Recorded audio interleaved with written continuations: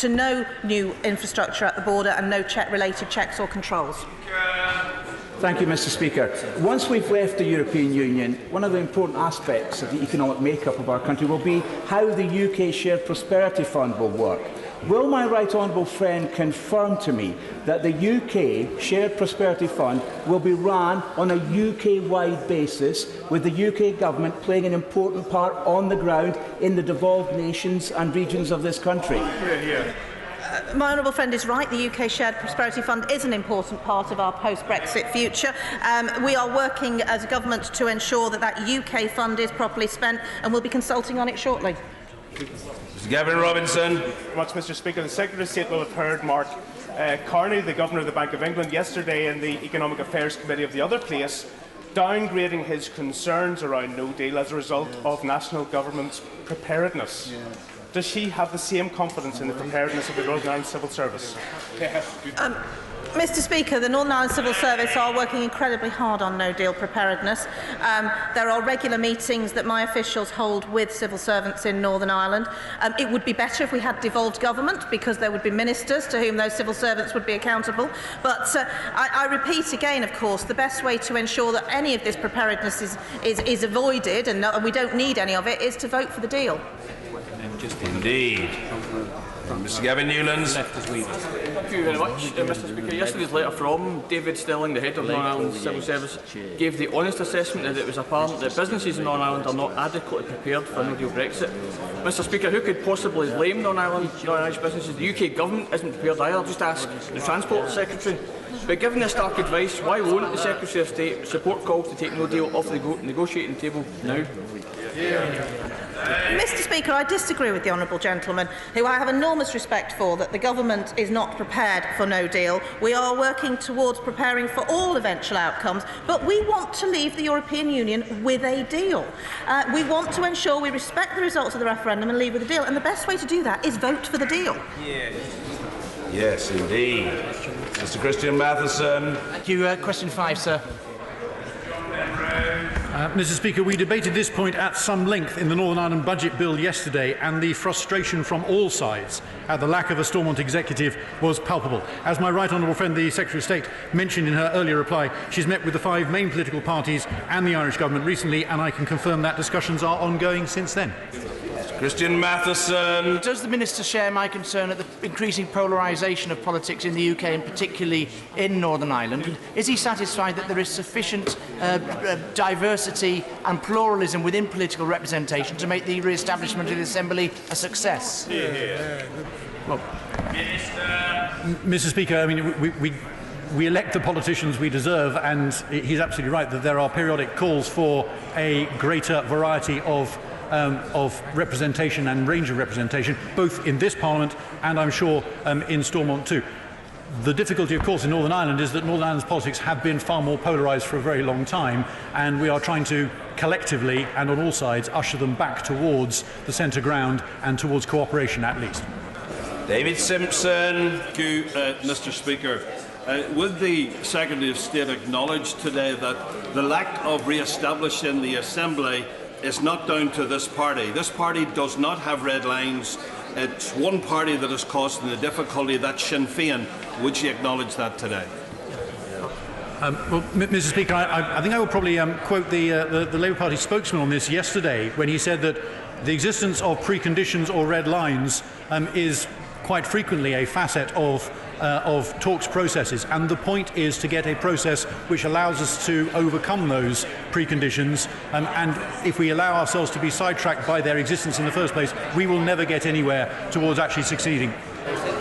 Dan Jarvis. Number 6, Mr. Speaker. Mr. Speaker, the Government is carefully considering the over 17,000 responses received in response to the recent consultation on legacy. We are determined to replace the current system with one that is fair, balanced and proportionate, and which commands widespread support. Dan Jarvis. I thank the Secretary of State for her reply. She knows that our ability to secure a lasting peace depends on the support of all of the communities involved. So can she assure the House that when working to address the legacy of Northern Ireland's past, she will be considerate of our Army and Armed Forces veterans, many of whom are now pensioners?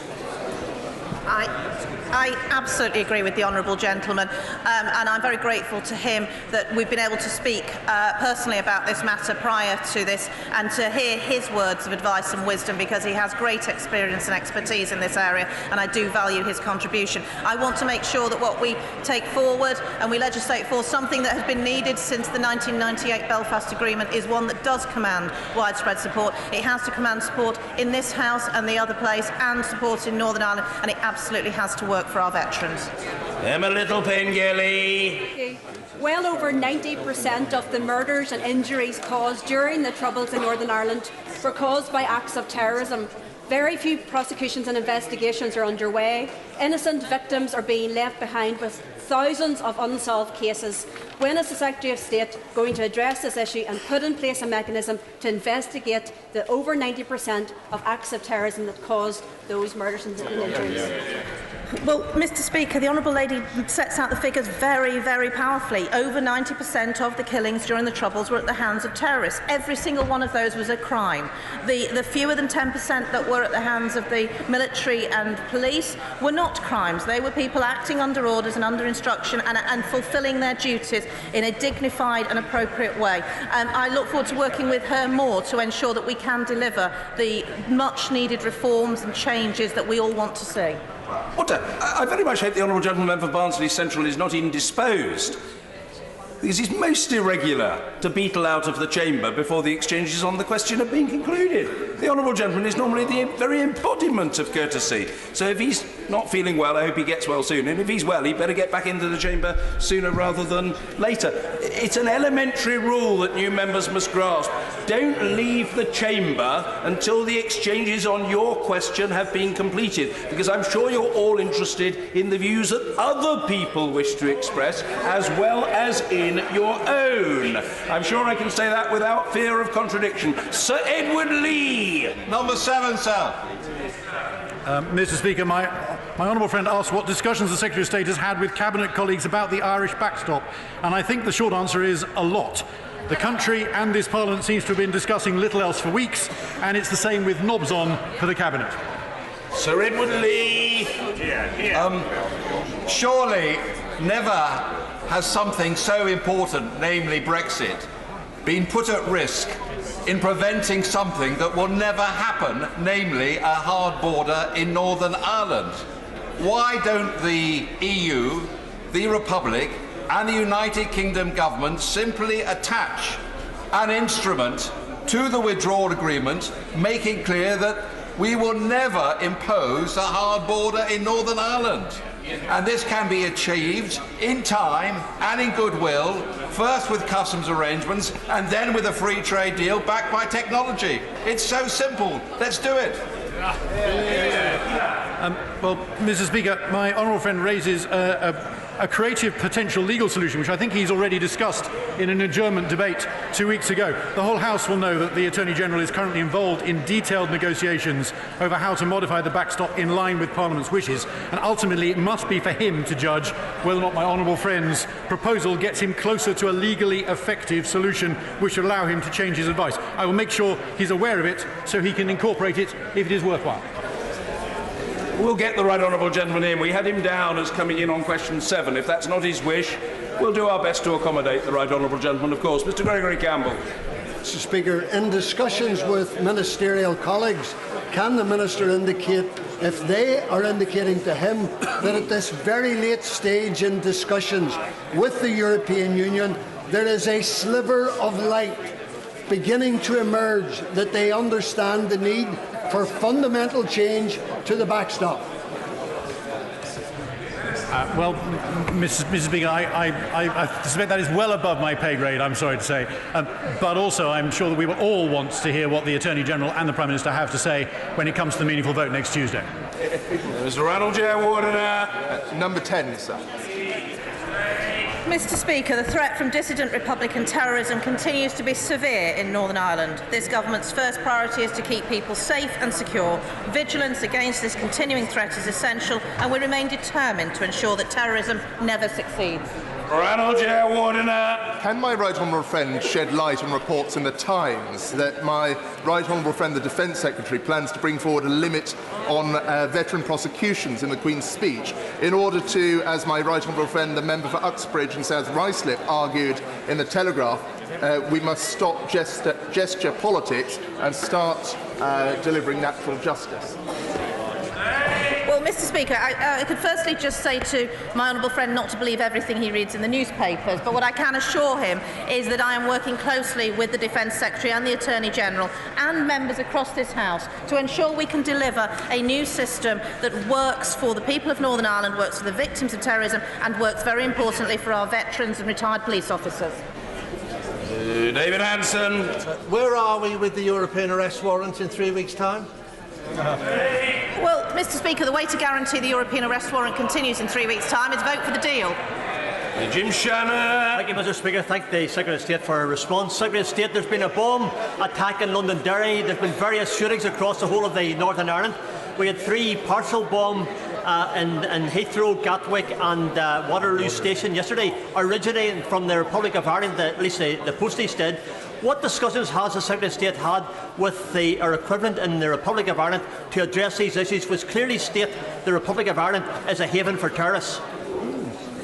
Well, Mr. Speaker, the matter of cross-border security and East-West relations is a matter that we've discussed at both British-Irish intergovernmental conferences we've held in the last 12 months. But close work between the Guards and the PSNI is absolutely imperative to ensuring the safety of us all. Indeed. Oh, yes, very well. Mr. Paisley. Thank you, Mr. Speaker. Would the Secretary of State care to take the opportunity from the dispatch box to thank Alistair Hamilton, my constituent, the former head, or soon-to-be former head, of Invest Northern Ireland, for the 10 years of great service that he has given to Northern Ireland in attracting the highest levels of inward investment our country has ever seen. Mr. Speaker, I'm sure that the honourable gentleman is referring to the contribution that investment has made to the security of Northern Ireland, but he will notice I have my Invest NI pen with me.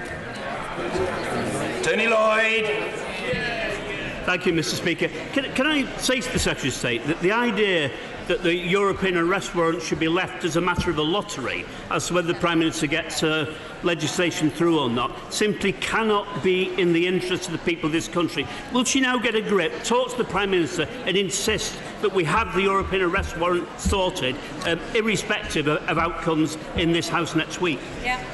Well, Mr. Speaker, I want to see the access to the European arrest warrant or a similar instrument continuing into the future. I, as a Minister in the Home Office, worked very hard to ensure that we had access to the European arrest warrant as the United Kingdom, and I want to see it continue. But I just have to gently remind the honourable gentleman that there is a mechanism to ensure all of these matters continue, and that is the withdrawal agreement, and that means voting for the deal. Order. Just before I call the right honourable gentleman to ask his second question, a lot of very noisy private conversation taking place, including on the government benches, where I'm sure members wish to listen to their illustrious Secretary of State as she replies to the inquiries put to her. Mr. Tony Lloyd. Thank you, Mr. Speaker. Mr. Speaker, the Secretary of State knows that the security situation also does depend on trust. When David Cameron was Prime Minister, he recognised the very special circumstances of the Pat Finucane case and established an independent inquiry into those circumstances. The Supreme Court decided last week that that was a flawed process. What remedy does the Secretary of State propose unless it is indeed a second public inquiry? Speaker, the judgment in the Supreme Court from the Supreme Court on the Pat Finucane case came out last week. It is a complicated matter because the judgment, whilst it says that the Article 2 obligations on the government have not been thoroughly fulfilled, does not suggest the next stage forward. I am looking very carefully at the judgment and considering the next steps. Finally, Alison Thewlis. Oh, Mr. Speaker. Mr. Speaker, the government recognises the sensitivity of this issue and the range of views expressed by stakeholders on all sides of the debate. We take our obligations under the Convention seriously, including having had positive dialogues with the committee very recently. Alison Thewlis. Thank you very much. SIDO on the 25th of February, Women's Aid Northern Ireland raised a series of concerns, including lack of a gender equality strategy, a violence against women strategy, not applying a gendered approach to post-conflict transition, and the disproportionate impact of UK government policies such as the two-child policy and the rape clause. What is she going to do about this, and why will she leave women in Northern Ireland behind? Mr. Speaker, I absolutely disagree that this is what this government is doing. We are determined to ensure we fulfil all our obligations on human rights matters. The matters raised by SIDO, many of them are matters that need to be legislated for instalment. That's why we need devolved government instalment sooner rather than later. Finally, Sir Geoffrey Donald, sir. The Secretary of State will know that in Northern Ireland many women believe that both lives matter. And will she agree with me that this is an issue to be dealt with by the Northern Ireland Assembly and Executive, and we should respect the devolution settlement? And it's disappointing that the SNP want to breach the devolution settlement. I do agree with the right honourable gentleman. I think what's interesting is that even the majority of those people who say in polls that they want to see change to the abortion laws in Northern Ireland are very clear, about 64%, that they want those changes instalment.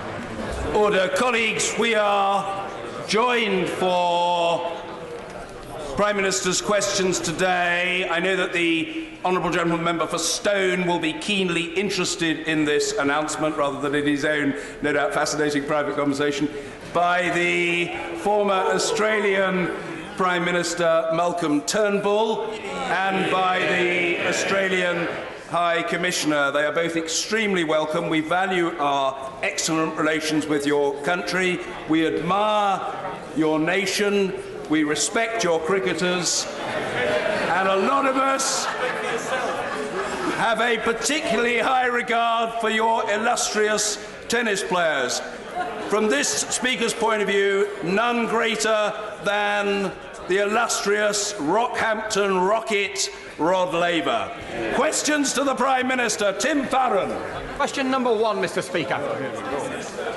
Thank you, Mr. Speaker. I'm sure the whole House will join you in welcoming our Australian friends to the gallery, but I'm reminded of the occasion when another former Australian Prime Minister, John Howard, visited this House. He watched Prime Minister's questions and he commented afterwards that however lively PMQ's was here, it was a vicarage tea party compared to Australia. Mr. Speaker, the death of anyone through an act of violence is an appalling tragedy. A growing number of young people have lost their lives in a cycle of mindless violence that has shocked us all. Our thoughts and prayers are with the friends and families of all the victims. The responsibility for these crimes lies with the perpetrators of them, but we must all do more to ensure that justice is served and to tackle the root causes of this violence so that we can bring it to an end and ensure the safety of our young people. Mr. Speaker, I will be holding a summit in Number 10 in the coming days to bring together ministers, community leaders, agencies and others, and I will also be meeting with the victims of these appalling crimes to listen to their stories and to explore what more we can do as a whole society to tackle this problem. Mr. Speaker, I'm sure the whole House will want to join me in paying tribute to Professor Lord Bhattacharya, who died sadly last week. His creation of the Warwick Manufacturing Group was truly a pioneering partnership between academia and industry. Our thoughts are with his family and friends, and I know he will be sorely missed. This morning I had meetings with ministerial colleagues and others. In addition to my duties in this House, I shall have further such meetings later today. Tim Farron. Mr. Speaker, may I associate myself with the remarks of the Prime Minister and to pass my condolences on to the families and loved ones of those who have been the victims of tragic crimes this week. Mr. Speaker, Britain spent £27 billion bailing out the banks, and they have repaid us by closing down 3,000 branches since 2016, including this week the last branch in Grange. They've also failed to compensate innocent customers who've lost £2 billion in fraud. So will she agree with me that the banks have taken without giving for far too long? And will she meet with me so we can force the banks to compensate victims of fraud, to compensate the communities they have abandoned, and to prevent the banks closing the last branch in town?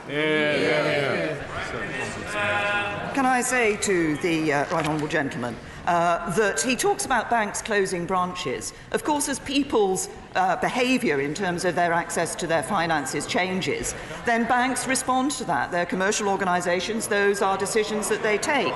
He talks about the issue of compensation. Of course, this is an issue that has been raised across the House in the past, and it is a matter that is being taken up and being looked at by the Financial Services Ombudsman. Mr. Simon Hoare. Mr. Speaker. Today sees the start of Lent, traditionally a time of abstinence and giving things up.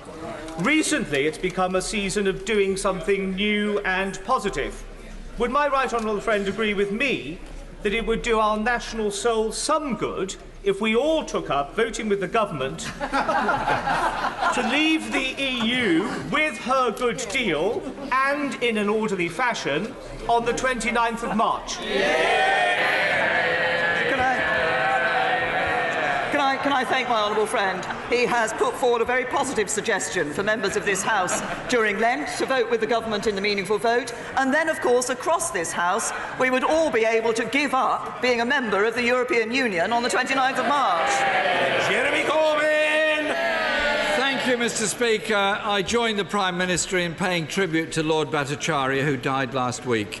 As she said, he was a champion of the car industry and manufacturing in general and played a key role in saving Jaguar Land Rover, safeguarding jobs, but crucially ensuring international research is done in the UK, and I think we thank him for everything that he did. Tomorrow is International Women's Day, and I'm delighted that from our point of view the debate will be opened by my friend, the Honourable Member for Lewisham East, who herself is the daughter of a Windrush generation, and we will be making the case to close the gender pay gap as our determination to improve the lot of women in our society. And in that vein, Mr. Speaker, can we congratulate the member for Liverpool Waverley Tree on giving birth to a son this morning? I join the House. I join the Prime Minister, Mr. Speaker. I join the Prime Minister, Mr. Speaker, in sending our thoughts and prayers to the families of those that have lost young people. Yusuf Mackay and Joseph Chesney, both 17 years old, and the 9th and 10th teenagers murdered already this year. 285 people have been stabbed to death last year, the highest level ever. I welcome the fact the Prime Minister has announced that COBRA is being convened, but what extra funding is being provided to address the root causes of both knife crime and the increasing levels of violent crime on the streets of all of our towns and cities? Well, first of all, I'd like to join the right honourable gentleman in congratulating the honourable member for Liverpool Wavertree on the birth of her son. Sure, we're all pleased to hear that that has gone well. Can I also say, in relation to International Women's Day, that I'm very pleased that today marks the launch of the book by his honourable friend, the member for Leeds West, of Women of Westminster, Women Who Changed Politics. I hope that book will be an inspiration to other women to come into politics and see a career in this House. And can I also congratulate the England women's football team, who last night won the She Believes Cup, defeating Japan in doing so. The right honourable gentleman has raised the question specifically of knife crime, which I referred to in my opening comments. Of course, as I said, any death of a young person is a terrible tragedy through an act of violence, and we have seen too many young lives, too many lives of promise and potential being cut short. Responsibility for these terrible crimes does lie with the perpetrators, and we will always stand with the victims to ensure that criminals are brought to justice. But we will only defeat the scourge of violence if we understand and address its complex root causes. Yes, that does mean ensuring that all agencies, including the police, have the right resources and powers to do their jobs. It means tackling the drug crime that is fueling gang violence in our cities and exporting it across the country, and it means intervening at every stage to turn young people away from violence, and that is exactly what the government is doing. Mr. Speaker, many of us in this House will have sat in the living rooms of homes where a young person has lost their lives through knife crime, and will never forget that experience and never forget that feeling of hopelessness and loss that those families are going through. We owe it to those families and those young people that lost their lives to do far more about knife crime and far more about ensuring there are sufficient resources for the police to deal with it. Sarah Thornton, the National Chief Police Council, said, and I quote, "We need much stronger leadership from government and there needs to be more funding." The Metropolitan Police Commissioner said yesterday, of course there is some link between violent crime on the streets and police numbers. 21,000 police officers' jobs have been cut. Violent crime is at the highest level since comparative records began. If there are sufficient police numbers, can the Prime Minister please explain why yesterday the Defence Secretary was offering to send in the military to assist with knife crime? I say to the Right Honourable Gentleman, as the Commissioner of the Metropolitan Police has recognised that the causes of knife crime are complex, she said police alone won't sort this issue out. We can't arrest our way out of this problem, and I agree, and that's why we need to tackle it across a number of fronts. Now, we must continue to enforce the laws that bear down on violent crime. That involves the Offensive Weapons Bill, where we've introduced the knife crime prevention orders. Those were asked for by the police, and we're introducing those orders. We'll intervene early to stop young people going down into a life of crime and becoming involved in crime. We've published the Serious Violence Strategy. The Serious Violence Task Force is working. We've also put £200 million into the Youth Endowment Fund, and our Early Intervention Youth Fund has already funded 29 projects working with police and crime commissioners. And we do ensure that police have the right resources. £460 million more money available this year, nearly double that, nearly £1 billion extra available next year. But we also need to ensure that we're understanding the different use and misuse of drugs that is fuelling a lot of this crime. And that's why my Right Honourable friend, the Home Secretary, has set up the Independent Drugs Misuse Review, which will be led by Dame Carol Black. Jeremy Corbyn. Mr. Speaker, the police clearly do not have the resources to deal with it.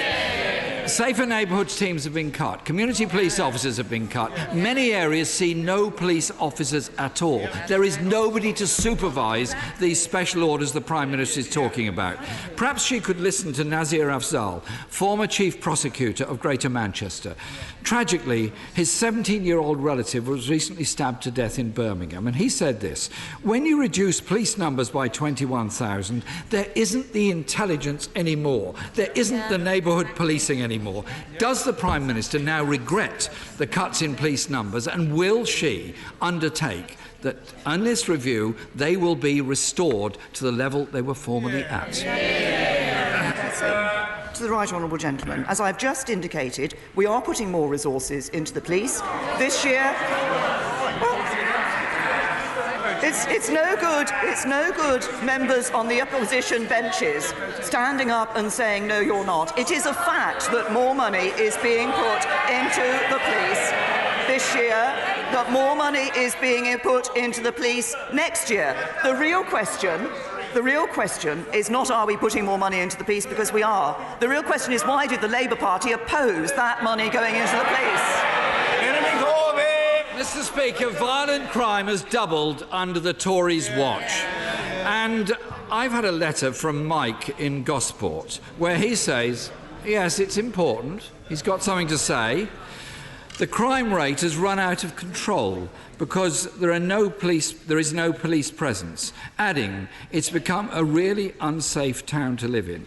I think Mike speaks for millions of people around the country. When are towns, such as Gosport and others, going to get the resources they need for the safer neighbourhoods teams they need and the local police they need to tackle rising violent crime and provide the intelligence from which arrests can be made against those that have committed these crimes? I say to the Right Honourable Gentleman, as we put more resources, make more resources available to police, they're available to forces across the country, including, of course, Hampshire. But can I also say to him that, of course, we look at the powers and the resources that the police need. That's why we are not just putting more resources in, but increasing the powers that the police have.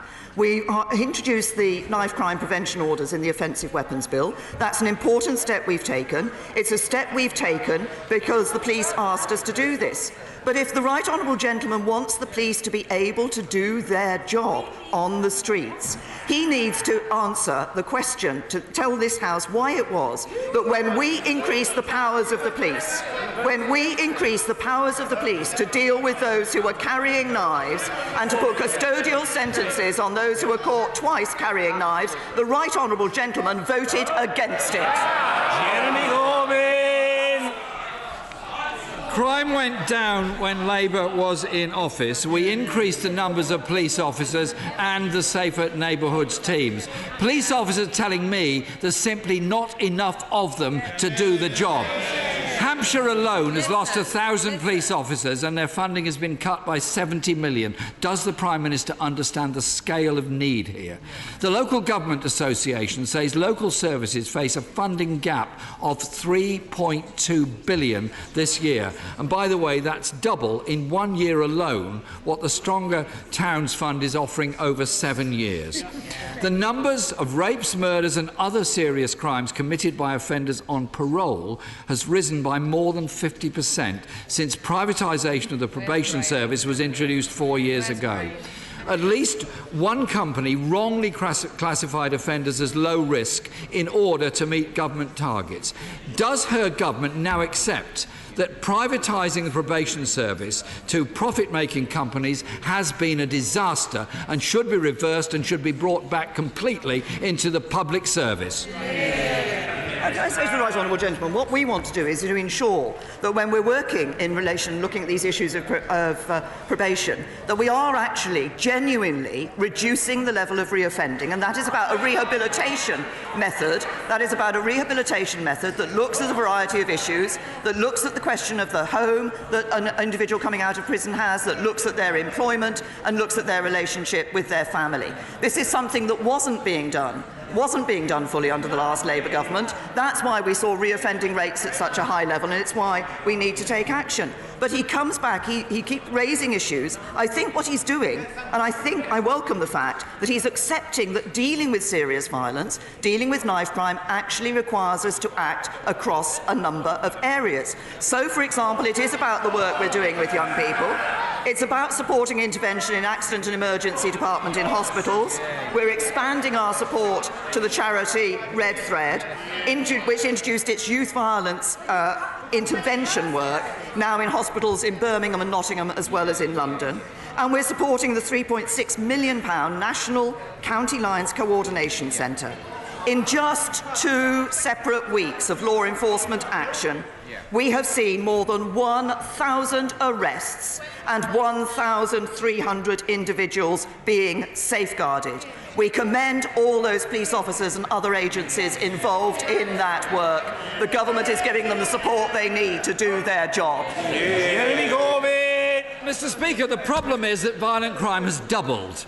The rise, Mr. Speaker, has been driven by austerity, something the Prime Minister told us a few months ago was over. Cuts to the police, rising poverty. The police and Home Office recognise the link, even if the Prime Minister doesn't. But, Mr. Speaker, the issues are wider. The privatisation of the probation service has been a disaster. Mental health services are under-resourced. Youth and children's services are in crisis. More than 600 youth centres have been closed. 3,500 youth workers have lost their jobs. Funding for colleges and schools has been cut and exclusions are rising.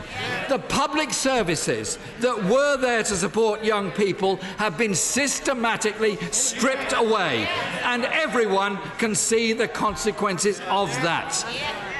Can the Prime Minister not recognise there has to be a holistic response to this? You cannot keep communities safe on the cheap by cuts and privatisation. You have to invest in all of our communities in every part of this country, something this government is incapable of doing.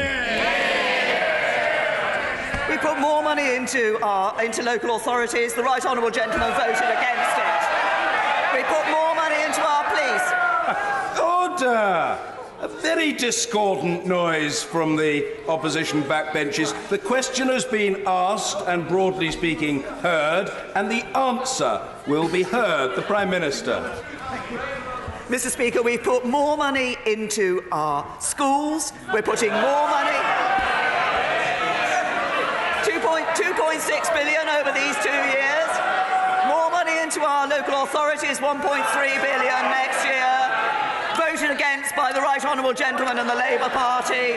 More money into our police, nearly £1 billion extra available to them next year. Voted against by the Right Honourable Gentleman and the Labour Party. But you know, the Right Honourable Gentleman stands up here and he talks about austerity.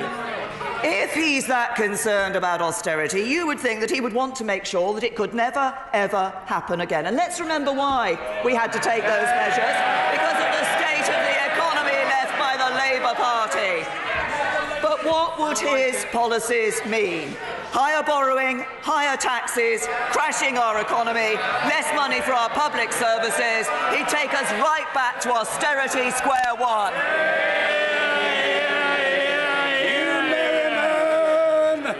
Mr. Merriman.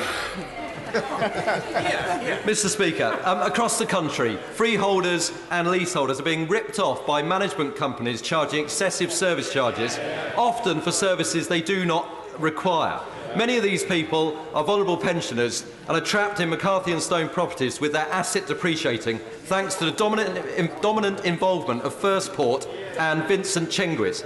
Could I ask the Prime Minister for two reforms? Firstly, ground rents at peppercorn levels for retirement homes. Secondly, bring in a charging schedule and an automatic retendering process so all freeholders and long leaseholders can bid with their own community interest companies to deliver services which they actually require. Can I say to my honourable friend that I recognise this is an issue that is of real concern to many constituents. It's why we've committed to clamping down on those agents who abuse the system and protecting leaseholders and renters who are suffering at the hands of rogue agents every day from unexpected costs or from poor quality repairs for excessive fees. We've asked Lord Best to chair a working group to look at regulating and professionalising property agents, and that will include reviewing the standards around the transparency of service charges and other fees and charges, how they're presented to consumers, and putting them on into a statutory code for managing agents. But I'm sure that my right honourable friend, the Communities Secretary, will have heard the issue that my honourable friend has raised, and we're happy to meet him to discuss this further. Ian Blackford. Thank you, Mr. Speaker. Mr. Speaker, Tovey MacDonald is 87 years old. She was brought up under Nazi occupation in Denmark. She's lived in Scotland for 59 years. Why is she being forced to register in a country she's called home for almost the last 60 years, Prime Minister? Say to the Right Honourable Gentleman, we want to ensure that EU citizens who are living here have their rights protected. We want to be able to ensure that they have the necessary support that they need and indeed the recognition of their status here in the United Kingdom. If the Right Honourable Gentleman is interested in defending and protecting the rights of EU citizens here in this country, then I hope he will vote for the deal which does exactly that. Blackford. Mr. Speaker, what a disgrace. A woman that's lived here for almost 60 years and the Prime Minister wants her to register to stay here. Mr. Speaker, Tovey has children. She has grandchildren. She has married in Scotland. She has friends here. She has built her life here, Prime Minister. Why is the Prime Minister making Tovey register after almost 60 years? Will she end this heartless policy? Will the Prime Minister tell Tovey, tell all EU citizens who've come to the UK to work, to live and to love, that the UK is their home without precondition? Right, Honourable Gentleman, we have consistently said to EU citizens who have come here, who've been living here for many, many years, as in the example who's given, and for others who've come here more recently, We recognise the contribution they have made to our society. We recognise the contribution they've made to our economy. We want them to stay. That's why we put EU citizens' rights at the front of the negotiations with the European Union. It's why we have negotiated those citizens' rights in the withdrawal agreement, and it's why this government has given a confirmation and has given a guarantee that those rights will be protected even if we leave with no deal.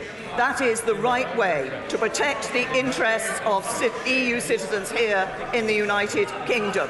And the Right Honourable Gentleman should be recognising the commitment this government has given to all EU citizens in the United Kingdom. This is their home. We want them to stay, and they can stay. Chris Phil. Thank you, Mr. Speaker. 5 years ago, my constituent Barry Bednar's 14-year-old son Breck was brutally raped and murdered. The perpetrator is now serving a 25-year prison sentence. However, in recent months, the victim's family, including his teenage sister, have received repeated, very distressing and disturbing communications on Snapchat purporting to be from the perpetrator, graphically recounting the circumstances of the murder. The police have asked Snapchat to provide the data that would help them definitively identify who has been sending these messages, for example, data about the device from which the messages were sent. But Snapchat is referring the police to a mutual legal assistance treaty with the US, and the police would have to go through a one-year process to get this vital data for their investigation. Does the Prime Minister agree this is completely unacceptable? Does she join me in calling on Snapchat and other social media companies to promptly cooperate with police inquiries? And if they do not do so, does she agree that legislation is required? Well, can I say to my honourable friend, obviously the case that he's raised is one of great concern, and I know that members across the whole House will want to join me in sending our sincerest sympathies to Breck's family. And I'd like to take this opportunity to pay tribute to Breck's mother for her brave and powerful campaigning on the wider issue of internet grooming. The Ministry of Justice have assured me that they're urgently looking into this issue, and I'm sure they will update my honourable friend as soon as possible.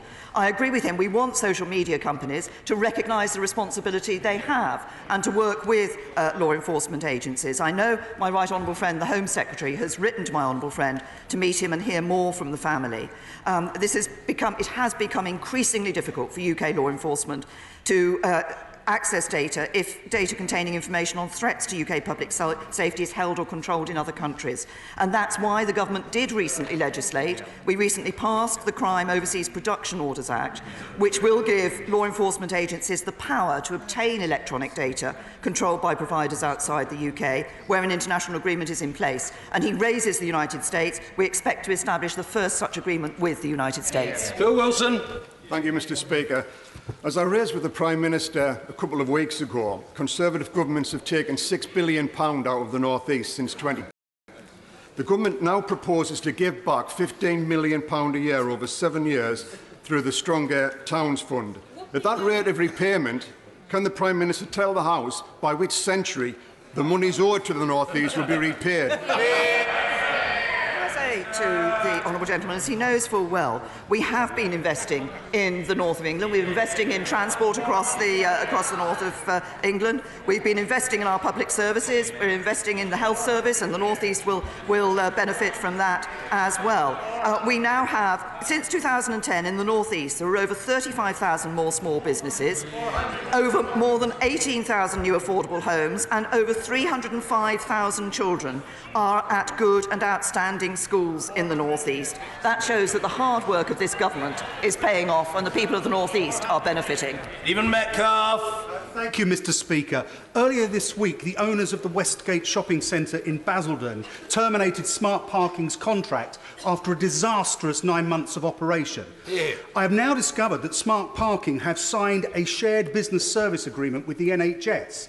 Can I ask my right honourable friend to ensure that before any contracts are signed, that the Department for Health fully research the impact the practices of smart parking could have on their users, customers, clients and staff? Can I say to my honourable friend, obviously he's raised an important issue and the Secretary of State for Health and Social Care will be happy to meet him to discuss this further. Thank you, Mr Speaker.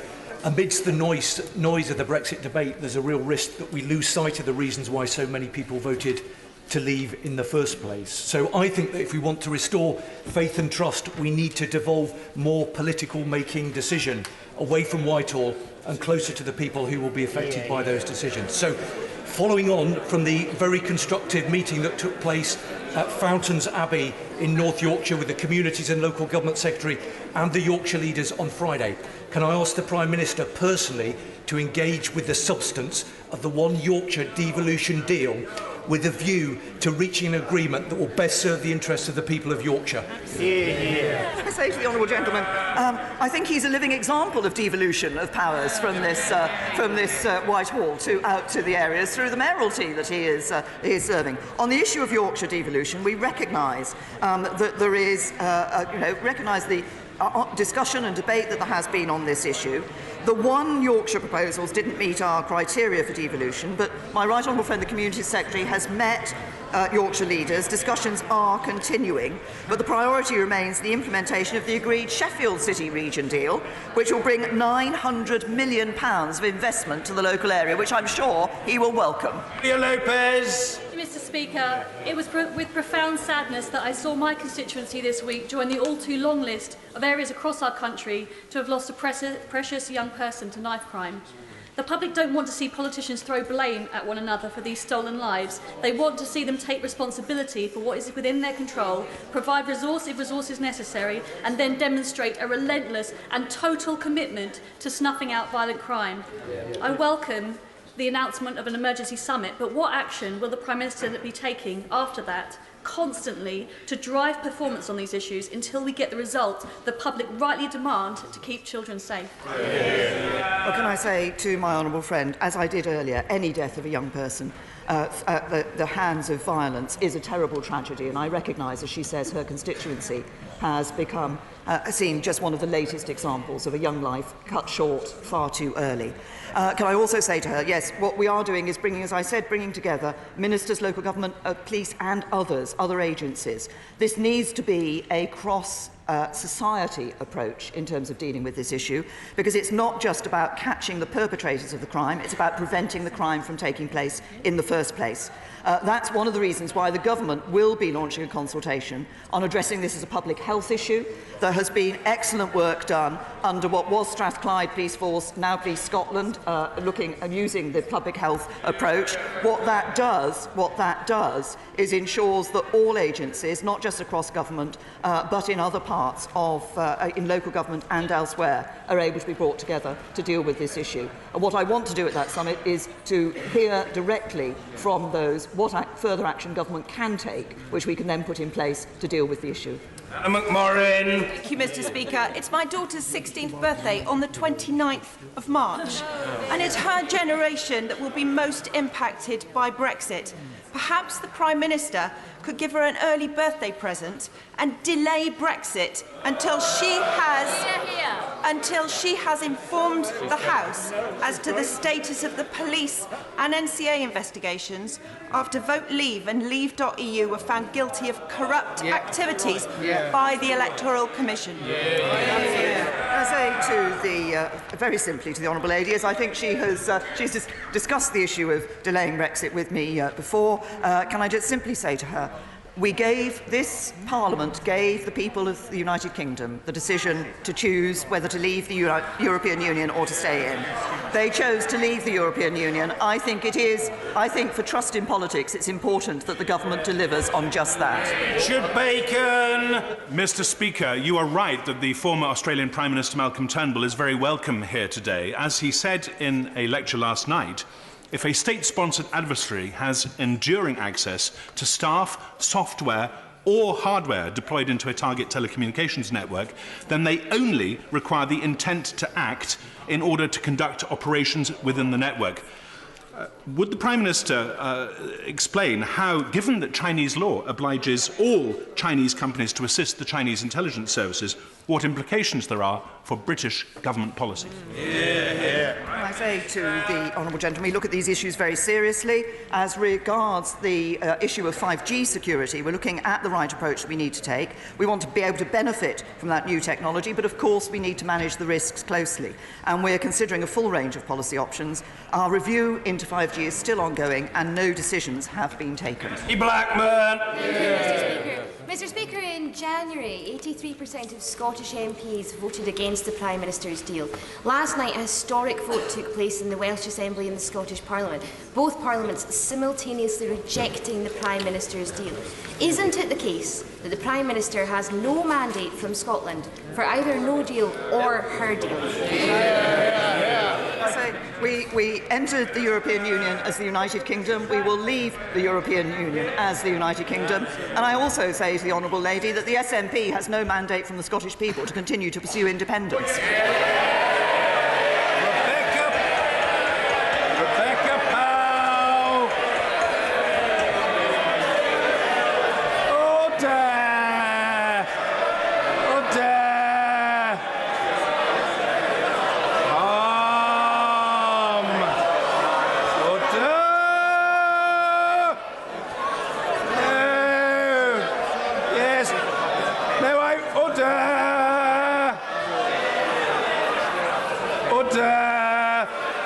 Difference of opinion is of the essence of politics.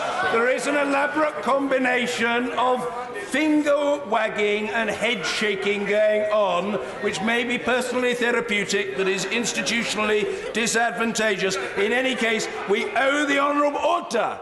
We owe the honourable member for Taunton Dean a decent hearing. Rebecca Powell. Thank you very much, Mr. Speaker. Mr. Speaker, I'm not sure who's in charge of the washing machine in your house, but were you aware that every time you or I or anyone else puts on a load of washing, 700,000 tiny microfibres get washed down the drain and into the marine environment, causing untold damage? The UK 68 million loads of washing. And what are you doing about it? Contribute.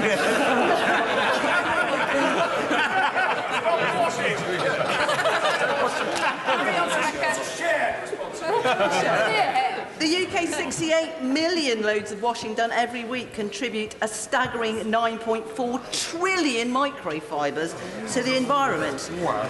As many colleagues, including me, try to reduce plastics for Lent in a campaign masterminded by my friend from Chelmsford.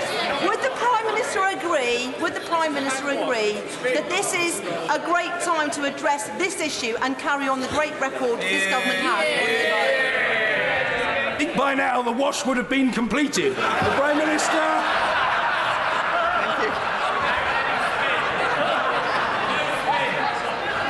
Thank you, Mr. Speaker. Can I say to my honourable friend, she has raised, despite the laughter, she has raised a very important issue. And can I thank her for continuing to be a champion of our environment? And she did an enormous amount of work which led to the government ban on microbeads. And she's now raising the issue of microfibres. She's raised those members across this House who are seeking to reduce their use of plastic during Lent. I think it is incumbent on all of us to be seeking to reduce our use of plastic, not just during Lent, but for time to come. Deirdre Brock. Thank you, Mr. Speaker. And can I say, as one of the Aussie MPs in this House, how much I share his appreciation for Australian tennis players. I would add my personal favourite, Yvonne Goolagong-Cawley, who was such a brilliant inspiration to so many of us when I was growing up in Australia. The Prime Minister has been refusing to answer for a year now my questions about the visit of Aggregate IQ to Downing Street. So can I ask her about the visit of Alexander Nix of Cambridge Analytica to Downing Street in December of 2016? It was reported in the Spectator's Coffeehouse blog, but not in the Transparency data. So can I ask the Prime Minister, who did Alexander Nix meet in Downing Street? What was the purpose of the meeting? And most importantly, why was it not reported in the Transparency data? question. I say to the honourable lady, she's raised a specific issue with me, which I will look into, but she says that we didn't respond on the question of aggregate IQ. My honourable friend, the Minister for the Constitution, has written to the honourable lady about this and responded to her query. Antoinette Sandbach. Mr. Speaker, women's football is one of the fastest growing sports in the world. And I hope you, Mr. Speaker, and my right honourable friend, the Prime Minister, will welcome the £70 million investment Cheshire FA is putting into developing a women's football training centre in Winsford. And can I invite the Prime Minister to come and open the facility and take part? And I thank my honourable friend for her invitation. As I said earlier, I was pleased to congratulate the England women's football team, and I'm sure the whole House will recognise the important work that's being done by Cheshire FA. I think it's a very exciting project. I welcome the commitment that they're putting to providing this new world-class facility for women and girls football in Cheshire. And can I just say that I will look very closely at her invitation. It sounds like a very interesting one, but of course I can't commit my diary on the floor of the House. Mary Black. My constituent arrived early to her ESA assessment as requested by her assessors, only to be told that she would have to wait another 90 minutes to be seen. Now, she has an open wound, so sitting for any great length of time causes her great distress and pain. So after her 90-minute wait, she was then told that she wouldn't be seen and would have to make another appointment altogether. And I believe it's actually happening right now. So does the Prime Minister think that it's right that my constituent have to go through this humiliating process all over again? Can I say to the honourable lady, obviously she's raised what sounds like a very distressing individual case. I will ensure the appropriate Minister writes to her about it. Thompson. Thank you very much, Mr. Speaker. Last week, MPs heard harrowing testimony from family members of a man who tragically committed suicide because he faced the loan charge. A 20-year retrospective tax facing thousands of families in my constituency and across the UK. Mr. Speaker, the Prime Minister said on the 9th of January that the government accepted the review into the loan charge.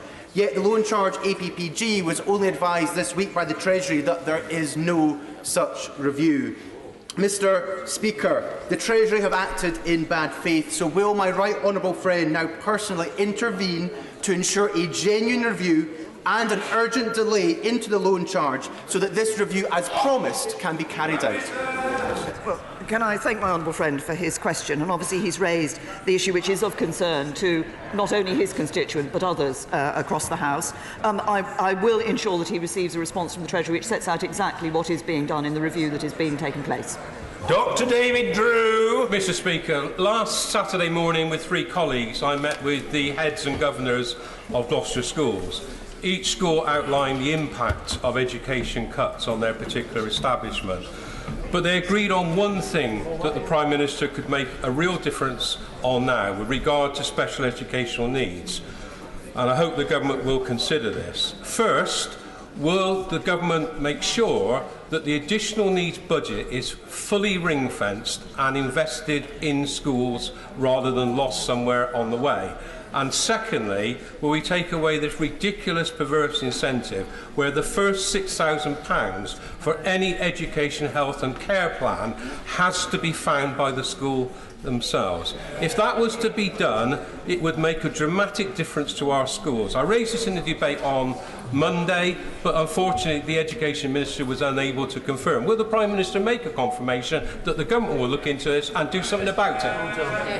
I say to the honourable gentleman that we recognise we've asked schools to do more, and that's why we've recently announced an extra £350 million to support children with complex special educational needs, and that includes an extra £250 million into the high needs budget across this year and next, and that's building on the £6 billion in place for this year, the highest level on record. We've also put an extra £100 million to create new school places, to improve existing facilities for children with special educational needs and disabilities, and that takes our total investment on that to £365 million through to 2021. He raises the question of the money actually going direct to the schools. I suggest that he needs to sit down, I'm sure he has, but sit down with the local authority and discuss with them how they are using the money that is being made available to them. Thomas. Thank you, Mr. Speaker. This week marks the beginning of Brain Tumour Awareness Month, and I bring attention to the House to the event that happens immediately after this PMQs in Westminster Hall. Good progress is being made to find the right care and cure for people who have brain tumours.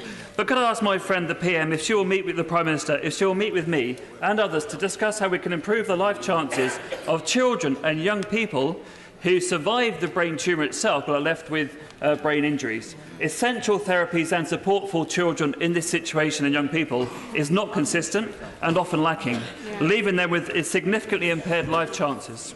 My honourable friend has raised a very important issue, and I'd like to thank the Brain Tumour APPG for all the work that they have done on this issue. I think it is essential to recognise that the needs of parents and carers of children to ensure that the right support is in place when and where they need it. And that's why those diagnosed with cancer, including children with brain cancer, will be benefiting from a tailored recovery package individually designed to help them live well with and beyond cancer. As my honourable friend mentions, it's not just the dealing with the cancer, it's thereafter that is an important element of this as well.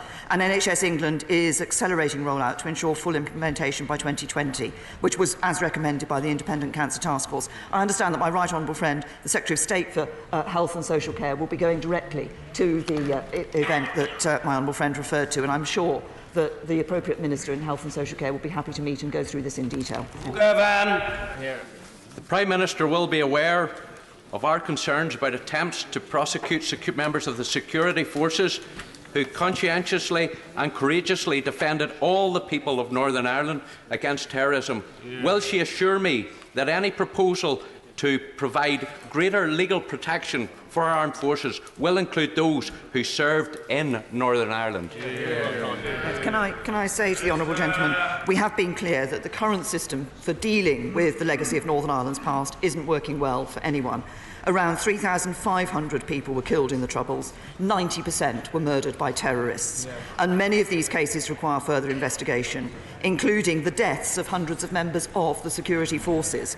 The system to investigate the past does need to change to provide better outcomes for victims and survivors of the Troubles, but also to ensure that our armed forces and police officers are not unfairly treated. And that's why we are working on proposals. We're working across government to see how best we can move forward. We're carefully considering the very large number of responses that we received to the consultation on this issue. We'll be publishing our next steps in due course, and the MOD are looking at what more can be done to ensure that service personnel are not unfairly pursued through the courts, including considering legislation. Colin Clark. Thank you, Mr. Speaker. The SNP Scottish Government has resurrected Alex Salmond's call for a Scottish currency. Does the Prime Minister agree this is reckless and risks destabilising the Scottish economy? Can I say to my honourable friend, I seem to recall back in the 2014 referendum that the SNP were absolutely adamant that Scotland would keep the pound. There have been a few changes since then. They've gone through looking at the option of the euro, then they went back to sterling, now they're into an independent currency. This government is working to secure a Brexit deal that protects jobs and our economy. The SNP should focus on that rather than continuing to pursue their independence fantasy. Marcia de Cordova. Thank you, Mr. Speaker. The DWP are currently carrying out 5 reviews into disabled people wrongly deprived of social security support because of the flawed personal independence payment assessment. My constituent, Mr. De Laurentiis, was given just 0 points despite being unable to prepare food for himself or even dress himself. Recently, we have learned that there are over 4,000 people were wrongly deprived of their DLA when reassessed for PIP. 17,000 people have died before their PIP decision was reached, and over 72% of those cases that go to an appeal tribunal are overturned in favour of the claimant. So when will the Prime Minister follow Labour's policy and scrap this discredited and flawed personal independence PIP assessment framework? Can I just very gently say to colleagues, I am trying to accommodate as many backbench members as possible, and I say, and it applies to both sides of the House, some extremely serious public purpose focused questions are being put, but they're too long. The Prime Minister. Thank you, Mr. Speaker. In relation to the SA underpayments, obviously the mistake shouldn't have happened. We need to clear this up as quickly as possible. The DWP is taking the issue very seriously. They've got around 1,200 people working on sorting the issue out. We've already paid out almost £330 million, and the Department expects to finish correcting the majority of the original cases by April. It's aiming to process additional cases by the end of the year. Anne-Marie Trevelyan. Mr. Speaker. Yesterday, pupils from Tweedmouth Community Middle School won the National Motorship Stars Trophy for secondary schools for their amazing work to encourage more pupils to cycle to school. Would the Prime Minister join me in congratulating the school and their head, Mr Hulbert, and his team of staff, who are committed to creating a fitter, greener and more environmentally focused next generation of Berwickers? Well, can I say to my honourable friend, I'm very happy to join her in thanking and congratulating Tweedmouth Community Middle School for the excellent work that they've been doing, encouraging pupils to cycle to school. It's clearly an excellent achievement, and we congratulate them, as I say, because we all know the importance of keeping our young people active. And I'd like to congratulate Mr Hulbert and all the teachers, but particularly the students who've actually taken this up and put it into practice. It's a very good example for schools across the country. Alan Brown. Thank you, Mr Speaker. My constituent Yvonne Chafee's 4-year-old son Logan is the only child in the whole of Europe with chromosome 7p duplication syndrome, which causes epilepsy and autism. Hardly any prescriptions of medicinal cannabis have been allowed to date, and with Logan being so unique, he will always be denied access under the current rules of proven benefit. So what changes can be undertaken to allow Logan to access cannabis products to ease his suffering without his family having to go through a very high-profile public campaign? So obviously the honourable gentleman has raised a distressing case about his constituent. We have taken the steps to ensure that medicinal cannabis is available. The decision on that availability is one that is taken by clinicians, and I think that is absolutely right, that that's what should be done. Paul Scully. I welcome the introduction of the Domestic Abuse Bill and hopefully the successful passage through this House. Does my right honourable friend not agree with me that, as well as tackling extreme abuse and violence, that we should also be able to raise awareness of the entry levels of acts of coercion, deceit and manipulation that lead to more extreme examples? Yes. My honourable friend has raised a very important issue, and I think people will obviously have seen distressing cases of coercion that have led to that, and indeed some instances where this has been taken through the courts. I think we all need to recognise the importance of dealing with domestic abuse and recognising that for too long this issue of coercion was not accepted and was not addressed. It's important, it's this government that is doing so, and as he says, we must be very clear about the entry levels, about the levels which actually lead to this, lead to the distress. Chris Stevens. Thank you, Mr Speaker. Today is the 10th anniversary of the blacklist of construction workers being exposed, and today various news reports on the extraordinary admissions found in the Creedon report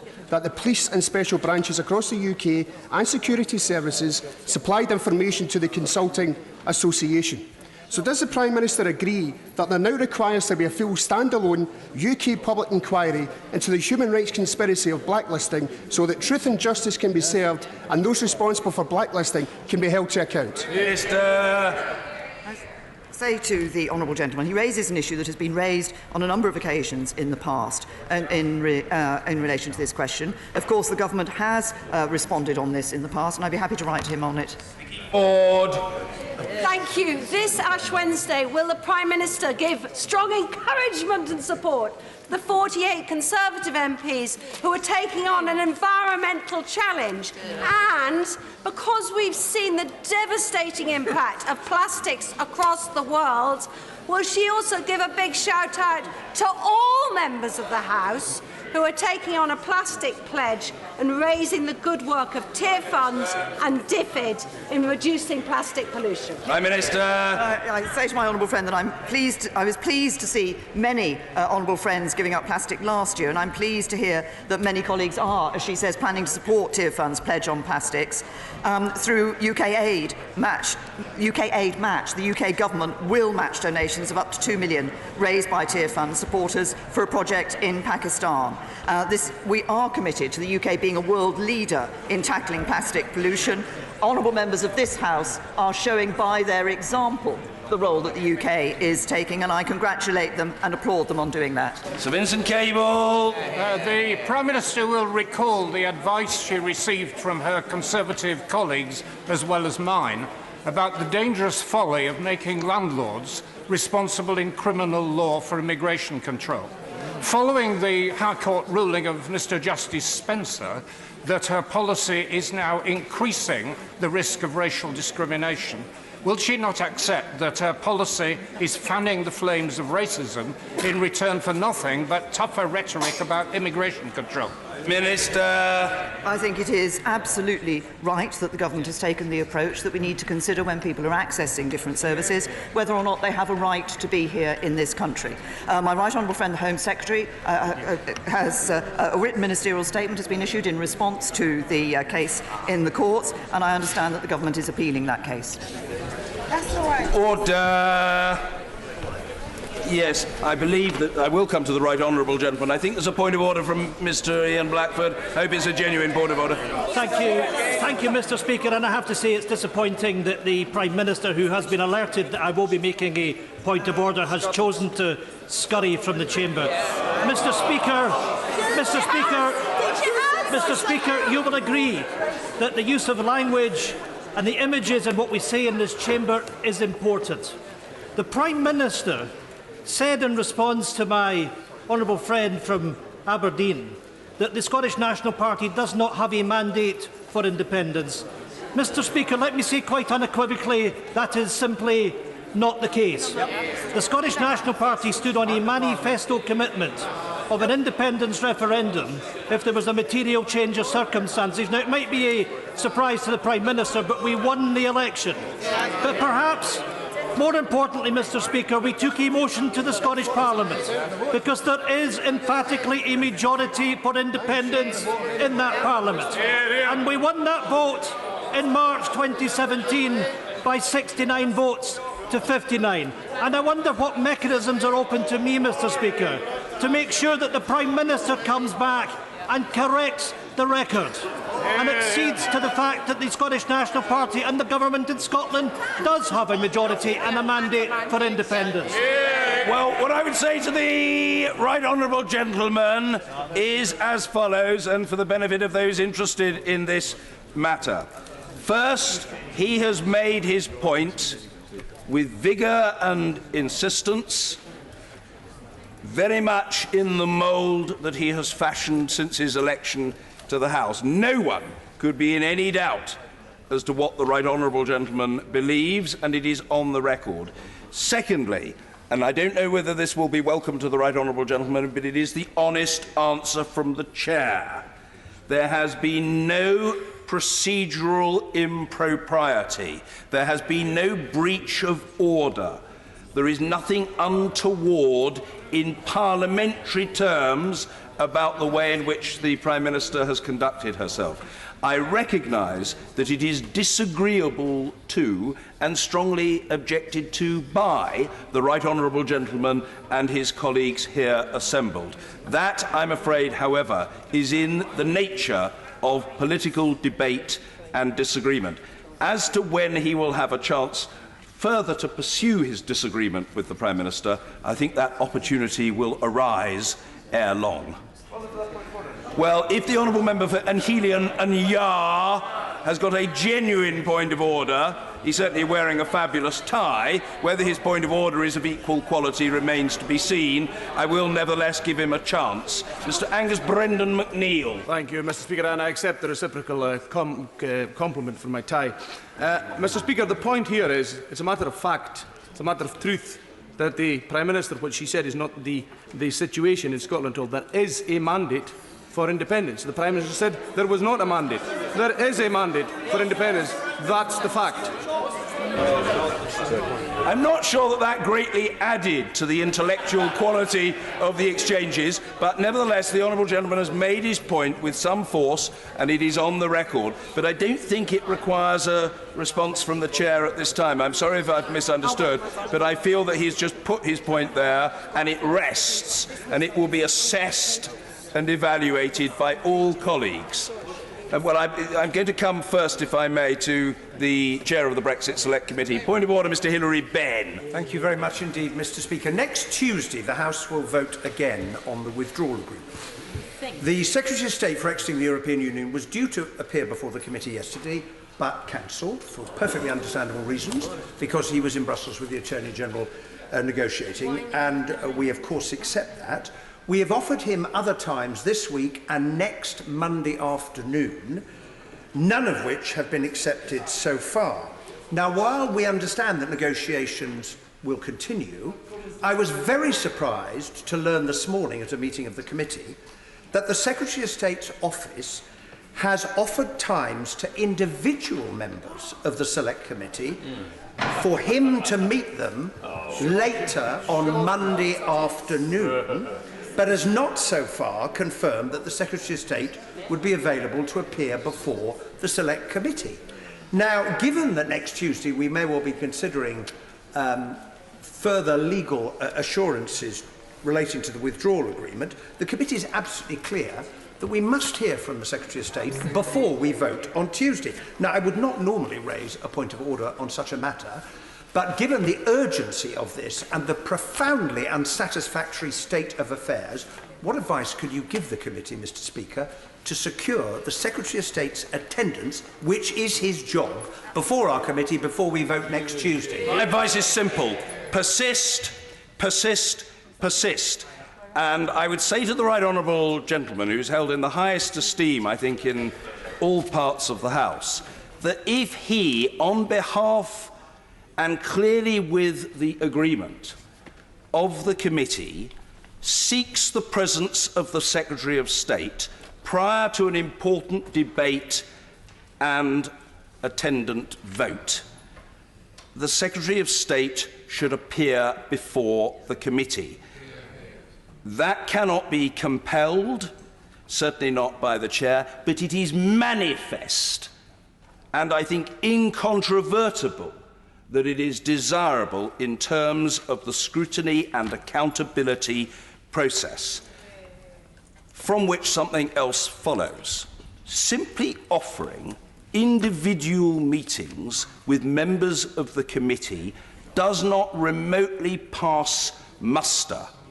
The fact is that the Select Committee is an established body in this House, established to scrutinise the government's Brexit policy, and the committee has a corporate character. Indeed, members of it are operating not merely as individual members of Parliament, but as part of a body politic, in this case, part of that Select Committee. So my advice to him is that he should persist, making it absolutely clear that it is the view of the committee that the presence of the Secretary of State is desired.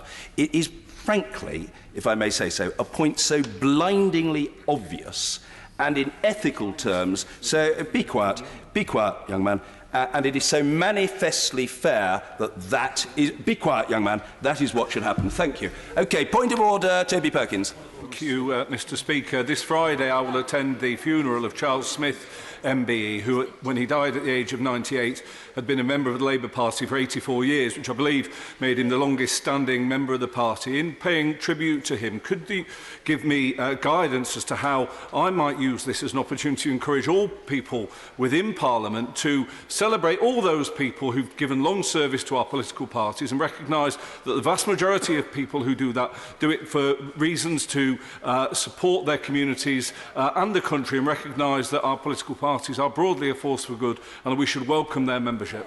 I don't dissent from that. The honourable gentleman has made his point very well. It doesn't require anything further to be said by the chair, but I congratulate him on taking his opportunity. Point of order, Mr Vernon Coker. Mr Speaker, you've been extremely helpful in ensuring that Parliament can hold the executive to account with respect to knife crime.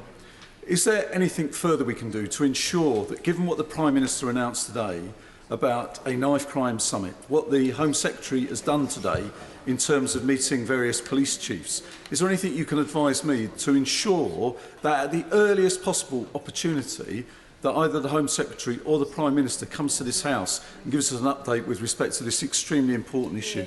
Well, the answer to that is, in terms of parliamentary opportunity on the floor of the House, there is a chance tomorrow, and indeed there is a chance on Monday. So I think the opportunities are there, and it's up to members whether they seek to seize those opportunities. I hope that's helpful to colleagues. Thank you. Yes, indeed. Point of order, Mr. Paul Sweeney. Thank you, Mr. Speaker. Would you please advise me how I can best clarify the record in respect of comment I made at business questions on the 20th of December 2018? I highlighted the work of two campaigns in the City of Glasgow. One called Saving Lives, led by Duncan and Margaret Spears, was started in the wake of the tragic death of their 28-year-old son Christopher Spears in an accident at the River Clyde in 2016. Their campaign is seeking to promote water safety and to ensure that vital life-saving equipment is implemented on the banks of the River Clyde and across Scotland, and most importantly that throw ropes are attached to life belts. I also raised another campaign, the Think Again campaign, that is seeking to install emergency lifeline telephones on the River Clyde to support those who are in urgent need of emotional support. For the avoidance of any doubt that may have arisen in my original remarks in this House, I wish to emphasise that these two campaigns are separate with distinctive objectives, and both are doing excellent work in their own respective ways to preserve life in the City of Glasgow and further afield. Well, I'm very grateful to the honourable gentleman. He asks me how he can best clarify the record in respect of what he said in the House in December. My response to him is that the honourable gentleman has proved to be the architect of his own salvation. By the device of this point of order, he succeeded in clarifying the matter and putting the facts very clearly on the record. In the process, he's highlighted again the excellent work of these two campaigns, and I thank him for doing so. If there are no further points of order, we come now to the urgent question. Debbie Abrahams. To ask the Work and Pensions Secretary if she will make a statement on changes her department intends to make on social security and employment support, including the assessment process for disabled people and people with health conditions. Thank you. Minister Sarah Newton. Thank you very much, Mr. Speaker. Yesterday, the Secretary of State provided a written statement to the House and delivered a speech at Scope that included, amongst other announcements, changes to the delivery of health and disability benefits. We are making significant progress in improving people's experiences of claiming disability benefits by working through the recommendations made by several independent reviews of PIP and ESA. But we need to continue to make improvements to better support people with health conditions and disabilities. The written statement set out a number of additional measures we will implement to make improvements now and in the future to support disabled people and those with health conditions. We will improve and simplify people's experience by no longer undertaking regular reviews of PIP awards for claimants at or above state pension age unless they tell us that their needs changed. We'll also be transforming the delivery of assessment services. We've established a health transformation programme to undertake the significant task of transitioning the current separate work capability assessment for employment and support allowance and universal credit and the PIP assessment services into one unified integrated service from 2021. To enable an integrated service, we are extending the contract for the Health and Disability Assessment Service, which includes the delivery of the Work Capability Assessment, and aligning it with the duration of the extended PIP contracts. This will allow for a safe and stable service now as we transition to the new integrated service. The DWP will also be testing how we increase engagement and build a trusted and strong relationship between work coaches and people awaiting an assessment in universal credit and those found to have limited capability for work, and the Minister for Employment will take this forward. The Health Transformation Programme will be co-designed with disabled people. The Secretary of State and I will be regularly engaging with disabled people, disabled people's organisations and charities. All of us, whatever age or need, want an equal chance to live a life of opportunity and fulfilment. We intend to support disabled people in all phases of their life so that the pursuit of equality is a shared goal. And Debbie Abrahams. Thank you, Mr. Speaker, and thank you for granting this urgent question. And I thank the Minister for her response. So I'm disappointed that the Secretary of State wasn't here to answer, particularly, and that this was a response to an urgent question rather than actually doing an oral statement, given the extensive scope of the proposals that were made. I welcome yesterday's announcement that there will be no PIP reassessment for disabled people over state pension age. But why aren't all disabled people, particularly those with progressive conditions such as motor neuron disease, multiple sclerosis and cancer, being exempt from repeat assessments? I have a constituent with terminal secondary breast cancer that's gone into her bones, and she's been refused PIP. The launch of a new transformational programme where PIP and work capability assessments will be integrated by 2021 is interesting, given that previously the government said this couldn't be done. So how exactly will they be merged? Who's involved? I'm grateful that the Minister has said that they will be co-designed with disabled people, but could she commit to supporting the principle of nothing about you without you? Will there be a pilot? If so, where, when? What's the sample size? Will there be an independent evaluation? Who will provide the new service? There are real concerns that the profiteering that has been enabled by this government at the expense of disabled people. There are also worrying reports in various GP journals this week that the medical records of claimants will be made available to the Work and Pensions Department, or their social security support will be denied. So I'd be grateful if the Minister confirmed that this is not and will not be government policy. Obviously, there are huge issues around privacy and ethics. There is also strong evidence of the physical and emotional harm these assessments are having on disabled people over and above their condition. What is being put in place before 2021 to improve the poor quality, validity and reliability of these assessments? On UC and the role of job coaches in determining limited capability to work, the detail of this was most unclear in the written ministerial statement. So can she expand on this and confirm that work coaches may start an assessment to determine a claimant's capacity to work? Can she also confirm a shift in the government's approach to sanctions and expand on the department's approach to conditionality? I welcome a review into the inadequacy of social security support for disabled people and more widely. Poverty is a political choice, and we know that 4.2 million disabled people have been pushed into poverty as a result of the £5 billion cuts since 2010. So what form will the review take, and again, who will be involved? And ultimately, Mr. Speaker, on the government's more ambitious targets to get disabled people into work.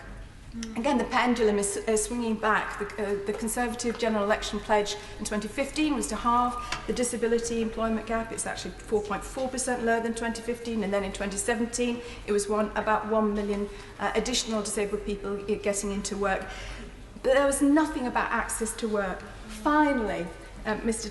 Deputy Speaker, what is going to happen? Mr. Speaker, I do apologise. What is she going to do about the cultural changes which are needed in her department to ensure that disabled people and other claimants don't feel demonised, even dehumanised, as happens all too often? Minister. I fear that I'm going to test the patience of Mr. Speaker if I try and answer all of those at once, but I will do my very best. I very much welcome the tone of the Honourable Lady and the welcome that she has given to the measures that were announced in the written ministerial statement.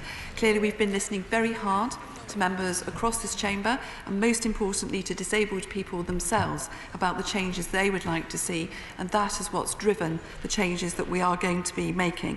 And I absolutely want to confirm that throughout the process, in fact it is how we work now, that we engage fully with the disabled people, enabling them to help us develop the services which are for them. The Honourable Lady touched on a few things about people being repeatedly reassessed. So I would like to remind her that we did bring in the severe conditions criteria so that people who have reached the highest level of support on PIP will not be routinely reassessed. So we've introduced a 10-year light touch review. So many people with the sorts of conditions and illnesses that the lady described will not be undergoing further reassessments. We do have a special process for people who are terminally ill, but we do know from research that I've undertaken this summer, and I've been delighted to work with the Honourable Lady from Bridgend and the work that she's been doing, is to really look again at how these special rules for people who are right at the end of life are working. And I'm pleased that we've worked very closely with the medical profession, who I think weren't often aware of the special processes that could so easily be put in place to enable people to get benefits within days. And I'll be shortly announcing some new guidance, which is the fruition of the work that we've been doing over the last few months. I really just want to remind everyone that in the transition from DLA to PIP, many more people with mental health conditions are now receiving support, and particularly at the highest levels. And also concerns been raised about our work coaches and their ability to work with people with disabilities and health conditions. And I just want to reassure the House that all of our work coaches are receiving extensive training and will continue to do so. Over 10,000 work coaches have already received training in mental health services. And so I do believe that that personal relationship that we really want all of the people claiming benefits to have with their work coach is really a possibility and is actually happening the length and breadth of the country. We are looking at conditionality, and we have taken up the recommendations given to us that when people are applying to universal credit who have severe disabilities and health conditions, that there is no conditionality, that conditionality will be switched off, and then as the relationship develops with the work coach, if and when they are prepared to take those steps to work, they will be fully supported by their work coach and other resources that they have available. In terms of the new service, we have been listening and working with a range of stakeholders before the announcement, as you would expect, to develop this. And I can absolutely commit to the House that the co-design will be ongoing, and there'll be plenty of opportunities for everyone in the House to be involved in how we take that forward. But the simple ideal behind it is to reduce the amount of assessments that people have to take and reduce the amount of information they have to give to the department. We've all heard in our surgeries each week, particularly for people who are in receipt of both ESA and PIP, that they can be asked to do a whole number of forms where they're giving us the same information, going to assessments where they give the same information. And the whole aim of this is to reduce that, to simplify it, so people give us the information once and we're able to make the best decision we can right from the outset. Thank you. Mr. Stephen Crabb. Thank you, Mr. Speaker.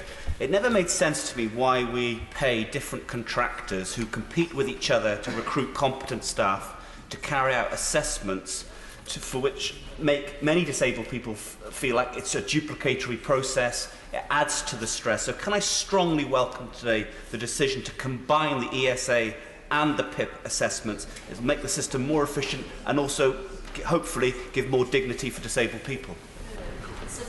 I thank my honourable friend for his question, and it really builds on some of the work that he started when he was in the department, and it's very much based on listening to people and their experience of the current benefit system. And I couldn't agree more that we need to have a much more streamlined, simplified process, that people tell us the information once, we gather the information once, and we're able to make the best possible accurate decisions the first time. Marshall Cordova.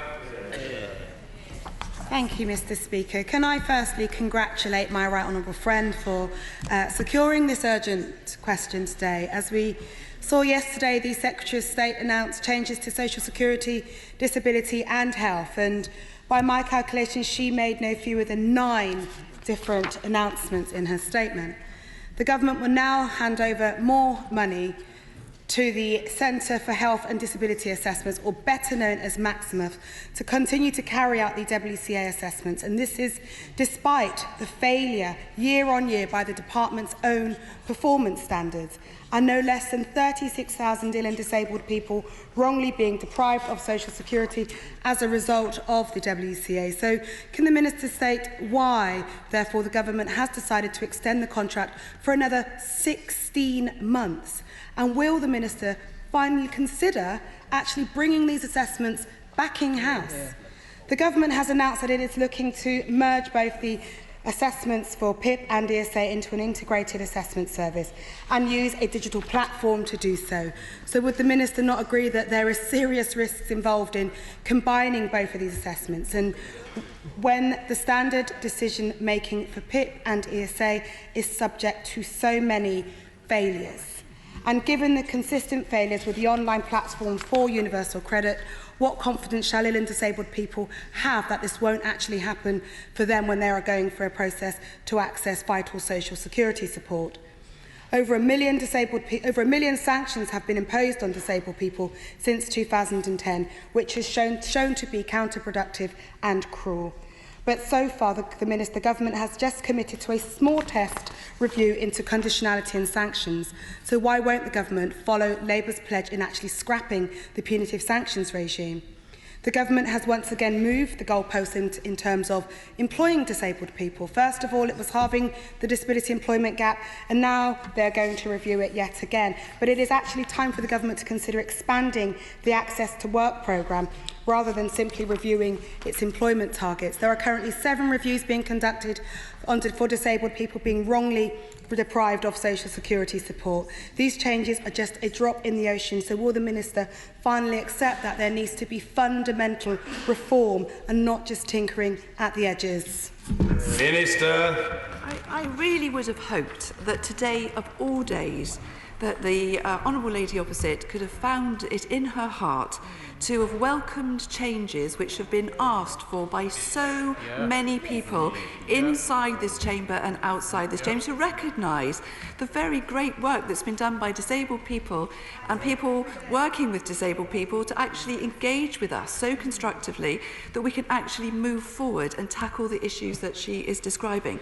Now, the Honourable Lady is right that yesterday we also said we were going to be more ambitious for enabling more disabled people into work, because we've made such good progress. Since 2013 and 18, over 930,000 more disabled people are now in work.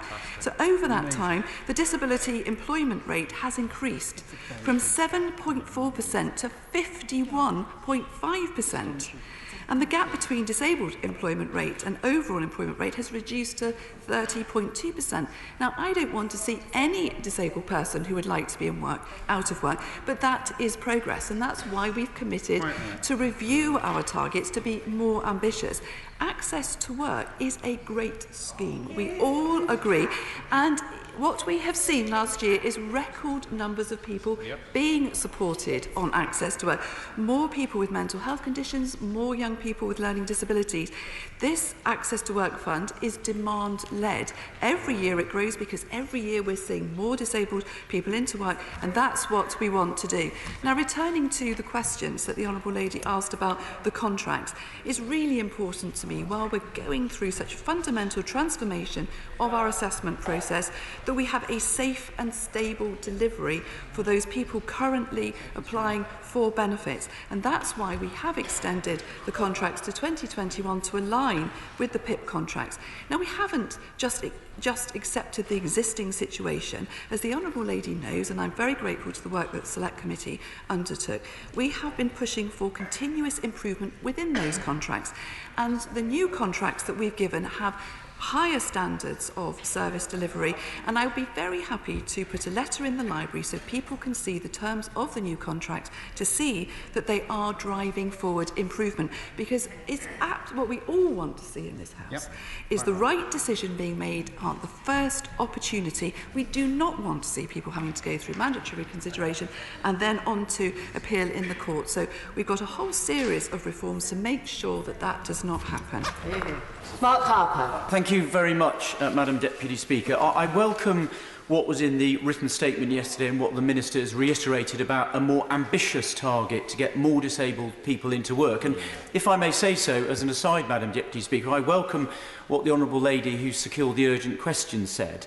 As the then Minister for Disabled People, I'm particularly attracted to the more ambitious target we had in our 2015 manifesto. I may indeed have had a hand in perhaps writing it myself.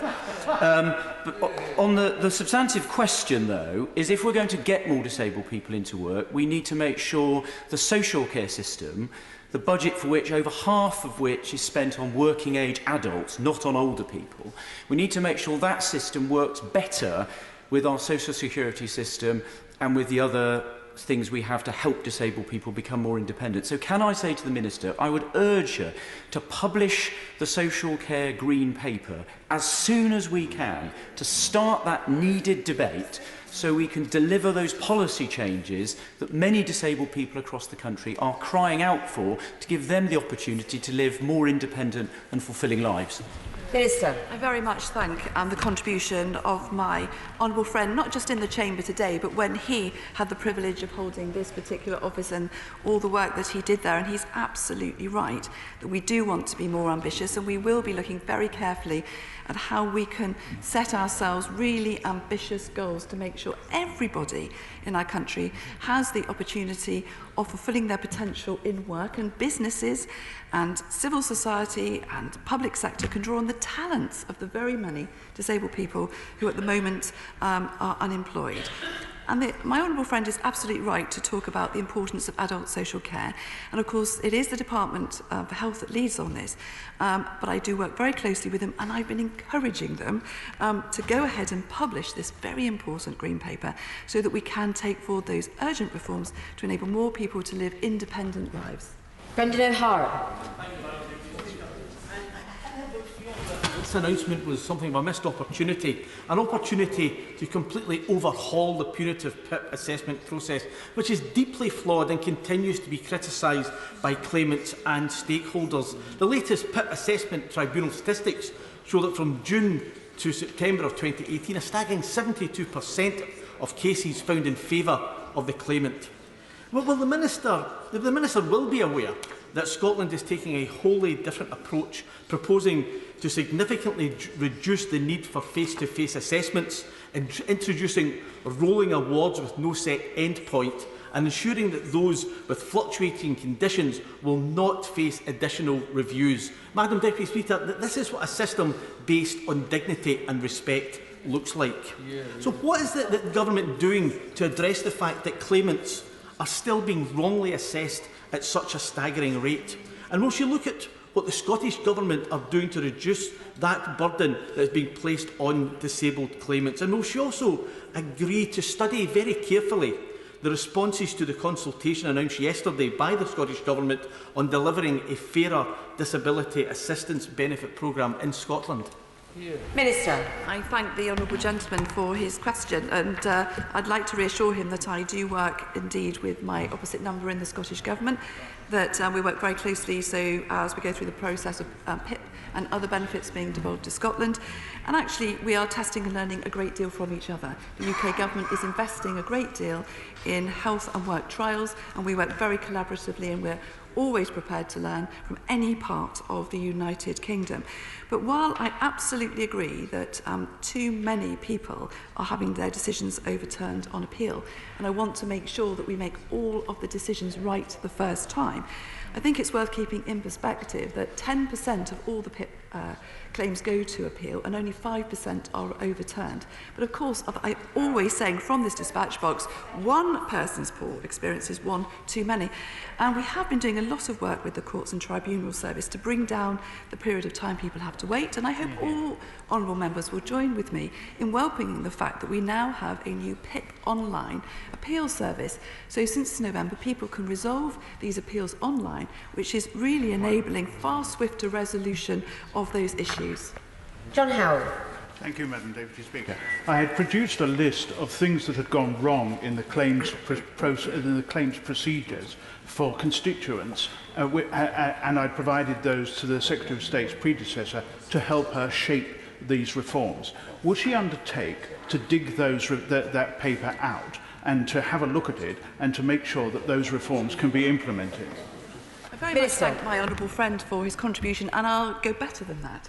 I'd like to invite him in to meet with me and go through his paper and all the hard work he's put in to making sure that we get this right going forward.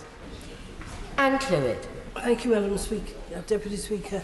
While we all support any improvements in the lot of disabled people, I have one of the highest percentage of disabled people in my own constituency because of past industrial disease and so on. And one of the things I remember is the grief that was caused to so many people who were forced to reclaim and appear before various groups of people to reassess them. I still think there are too many people still in that category, and I hope the Minister will persist with that in the improvement. Can I just ask her about the situation of Remploy? We had a big fight in this chamber over Remploy, as you may remember, and we were told that alternative jobs would be available. Can she actually give us the figures? Because in my own constituency, I know that too many people who are employed in Remploy are still out of work. The Honourable Lady raises a very important point about reassessments, and through a series of measures that we've taken this year and the ones we've announced, far fewer people will be reassessed. We want to make sure that people are getting the support which they need, because under the old legacy system, people were just parked on benefits for a very long time and were missing out. And the evidence of that is the amount of people who get more money on PIP than they did on DLA. So it's actually important that people are assessed to make sure they're getting all the support to which they're available. Remploy in Wales is doing a great job as part of our health and work programme, and we've also introduced new supported ways of employing people, such as IPES. And I'd be very happy to write to the lady and describe what's happening in Wales. And if she does feel that people are not in employment that should be in employment, then please come and meet with me and let's look at those cases. Kirsten Hare. Speaker, first of all, I warmly welcome these changes that my honourable friend has outlined. Last week, the Scottish Government announced their timetable for replacing personal independence payments, disability living allowance, attendance allowance and carers allowance. Now, this is now not going to be completed until 2024, 3 years after they initially promised. So can my honourable friend reassure me and my constituents and all those in the House that the DWP and the UK Government did all they possibly could to ensure the Scottish Government were set up for this, and actually it's a resistance from the Scottish Government to take the powers? Minister. Well, I thank my honourable friend for that very important question. She's absolutely right that there is absolutely commitment from my colleagues in the DWP to make sure that the Scottish Government can take on those powers. And we haven't created any delays whatsoever. The delays are all in Holyrood. Kate Green. Thank you, Madam Deputy Speaker. A few moments ago in Prime Minister's questions, the Honourable Member for Paisley and Renfrewshire South raised the case of a constituent who had turned up for a disability assessment, been faced with a very long wait and eventually had to rebook the appointment. And the Prime Minister suggested that either she or perhaps the Minister before us now would look into that case. But, Madam Deputy Speaker, it's not an isolated matter. No. I too have constituents with exactly the same experience, including a gentleman who last month had an appointment with CHDA, and despite having told them that the nature of his condition meant he would need to be seen very quickly, was forced to wait for an hour and 40 minutes. I very much welcome the Minister's offer to place in the library information about the contract that has been issued to these assessment companies. We need to be able to scrutinise the performance standards and the rate at which they are achieving or failing to meet them. So will she repeat that commitment to the House, just so we can be absolutely clear that information will be available to us? I thank the honourable lady for her question, and I wasn't in Prime Minister's questions to hear of that particular example, but of course I'll be following it up with great urgency. And it's not acceptable for people to have appointments cancelled at the last minute or to be asked to wait, and that certainly isn't the service that we expect from our contractors. And I have made the commitment to publish, the standards within the contract that we're insisting and that we do monitor very carefully compliance with. And there are penalties, within the contract if people fall short of the high standards we expect them. Every person with a health condition and disability must be treated with respect and dignity. Jeremy Lefroy. Madam Deputy Speaker, may I thank my honourable friend and her colleagues for listening so much and making these changes. But could I ask her to have a look at the question of face-to-face assessments and whether there could be more done either by paper-based reviews or home visits, because it is pretty difficult for some people to get to these assessment centres, certainly from my constituency, and also some people who have mental health conditions find these assessments incredibly stressful. Esther. I thank my honourable friend for his question and also for his long-standing, passionate championship of the vulnerable people in his constituency and across our country, and we have listened very carefully to what he's had to say. We have increased the amount of home visits that can be undertaken, but I definitely want to go further and wherever possible make decisions based on the information that we're provided by the medical profession and by the disabled people themselves or those people supporting them to reduce the number of face-to-face assessments that are needed. They are all undertaken by qualified healthcare professionals, and we do keep their training under review, but I do want to make sure that we have only those face-to-face assessments which are really necessary. Neil Coyle. Thank you, Madam Speaker. Can I congratulate my honourable friend on securing this question and share the welcoming of the exemption of those over state retirement age from routine reassessments? Can I ask the government to look again at all those with learning disabilities and progressive conditions being exempt, but also all those who've only secured a benefit ESLPP through the tribunals process? And whilst the Minister is right that some disability organisations will welcome fewer assessments, the fear and anxiety for disabled people is that the high error rate in existing processes will be transferred. So can the Minister say more about, in detail, how that process will be improved and how individual disabled people and disability organisations can help shape any new process and when that will begin? I'd like to reassure the honourable gentleman that that work is all underway because there have been several independent reviews of PIP and ESA, and including a review by the the Pension Select Committee, all of those recommendations that we are working through now to make sure that the assessments are as accurate as they can possibly be. So we are not waiting. The huge benefit of the Transform service is that the DWP will own the whole claimant journey. We are building a whole digital platform. We'll be able to far more easily use the medical information and other information that we get to make that decision right the first time. But as I said at the beginning, the whole new process is going to be co-designed with disabled people. Kevin Foster. Thank you, Madam Deputy Speaker. I welcome the announcements, particularly around the combination of assessments to bring in better service for those seeking to make the claims. Yet the issue that's regularly picked up is about actually having a more independent record of some of the assessments that are done. What further consideration is the government giving to things like video recording of assessments that not only might give confidence to